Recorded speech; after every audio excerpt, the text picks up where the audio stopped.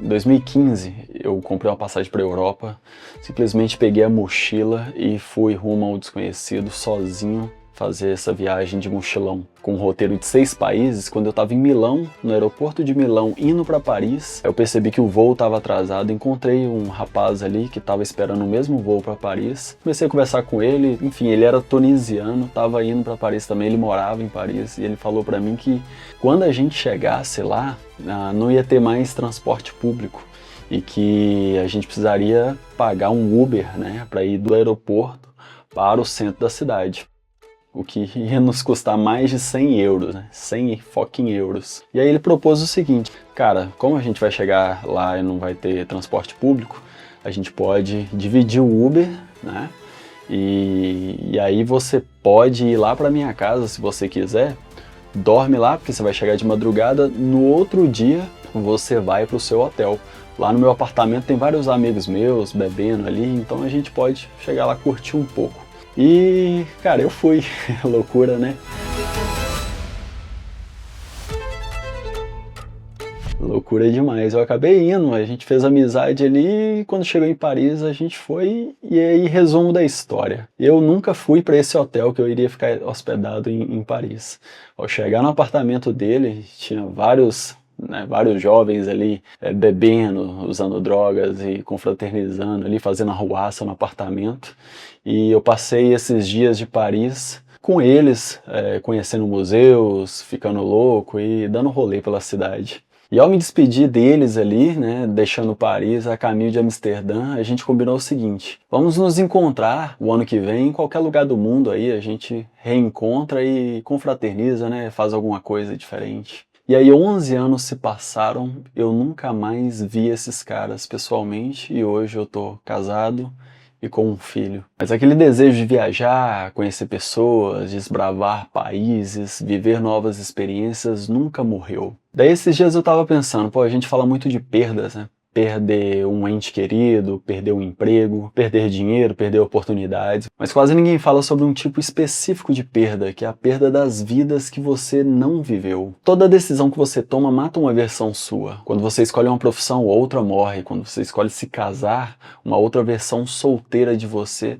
simplesmente deixa de existir. Quando você escolhe ficar na sociedade, existe uma outra versão sua em outro lugar que simplesmente desaparece. O mais curioso é que essas versões suas não são reais, elas são simplesmente criações da sua cabeça. Mas mesmo assim existe um luto, né? Existe um luto em cima das escolhas que você fez. E principalmente depois dos 30, né? Porque até os 30, entre os 20 e os 30, você sempre pensa assim, não, ainda dá tempo de viajar ao mundo, ainda dá tempo de tentar uma nova profissão, ainda dá tempo de, sei lá, morar fora, enfim, fazer coisas que a gente desejou fazer na nossa juventude. Enfim, dos 20 aos 30, tudo parece reversível. Só que depois de um tempo você começa a perceber que não dá pra viver 5 vidas em uma, né? E ainda que você mude o caminho, o tempo que foi investido nesse outro caminho que você estava antes, ele não é recuperável. E é aí, meu amigo, que começa o luto, aqueles pensamentos, e se eu tivesse ido, e se eu tivesse feito assim, se eu tivesse feito assado, se eu tivesse seguido aquele caminho, se eu tivesse ido para aquele país. Essas perguntas não brotam na sua cabeça quando você está ocupado, né? Às vezes é num domingo à noite, parado num trânsito, lavando uma louça ali, esses pensamentos acabam surgindo. Só que isso não chega a ser um arrependimento, isso é basicamente uma curiosidade misturada com nostalgia, um pouquinho de frustração talvez. Você começa a imaginar aquela versão alternativa de você mesmo, né? O você que teve mais coragem e viajou o mundo, o você que foi morar fora, o você que arriscou mais na vida. E essa versão imaginária de você mesmo, ela quase que soa mais interessante, né? Geralmente ela soa mais sedutora, como se fosse melhor. Mas aqui existe uma armadilha psicológica nisso, e é esse ponto que eu quero levantar nesse vídeo. A sua versão imaginária que você não viveu, ela nunca enfrentou problemas. Ela nunca se frustrou, nunca enfrentou dificuldades, ela nunca teve fracassos. E ela é perfeita porque ela existe só na sua cabeça. Você compara a sua vida real, cheio de contas, cheio de boletos, cheio de dificuldades, responsabilidades, com uma versão fantasiada que é simplesmente editada, perfeitinha ali, sem nenhum imprevisto. E aí, se você continuar se comparando dessa forma, você sempre vai perder nessa comparação.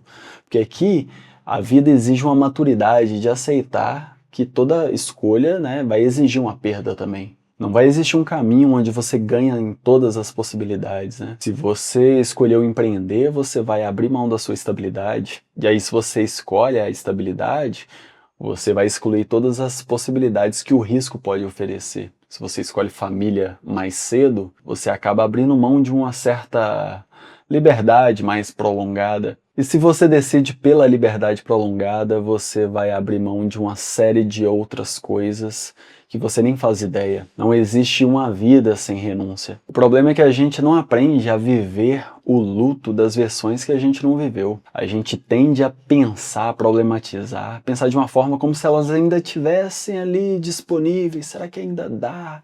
Será que ainda dá para fazer isso e tal? A gente tenta fingir, né, que ainda existe a possibilidade, quando na verdade não existe porra nenhuma. Você sabe que tudo que você desejou na juventude e chega a um certo ponto da vida que não tem mais como acontecer, não cabe mais na sua vida. E aí não tem problema lembrar dessas versões, como eu fiz a reflexão aqui da minha viagem para a Europa, né? Não tem problema lembrar dessas versões que a gente não viveu. Você só precisa ter em mente que você é o você de agora, o você real. Aquelas portas lá atrás se fecharam completamente. E é difícil de aceitar, mas é extremamente necessário. Porque existe uma grande diferença entre manter uma possibilidade e viver uma ilusão. Muita gente aí com 40 anos ou mais que ainda insiste em dizer: um dia eu vou realizar aquilo que o cara simplesmente nunca começou. Não é um sonho, sabe? É um adiamento crônico. É um adiamento que te impede de viver o luto daquela versão e que você simplesmente nunca enterra, mantém vivo ali como algo latente. E o que acontece nessa situação é que essa versão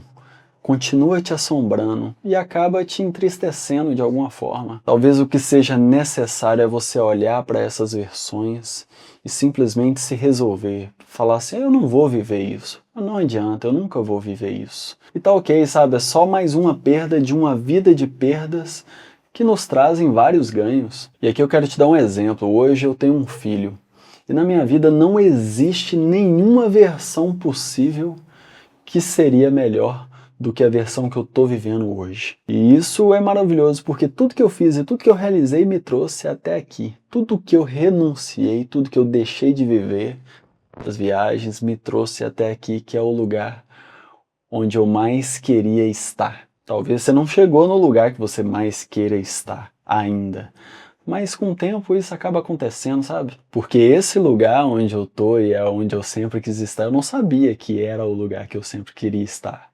Eu só sei disso hoje, que eu tô vivendo, e é definitivamente o melhor lugar. Porque enquanto você tenta manter várias portas abertas, você de fato nunca entra em uma de verdade, sabe? Com coração, com peito aberto e com intensidade. O luto das versões não vividas é o preço da maturidade. Você não é vários caminhos, você é apenas um. E você precisa sustentar esse caminho até o fim. E sustentar, meu amigo, dá trabalho. E no final das contas, não importa quantas vidas você poderia ter vivido, a única coisa que importa é se você honra a vida que você vive hoje. Porque essa é a única que existe.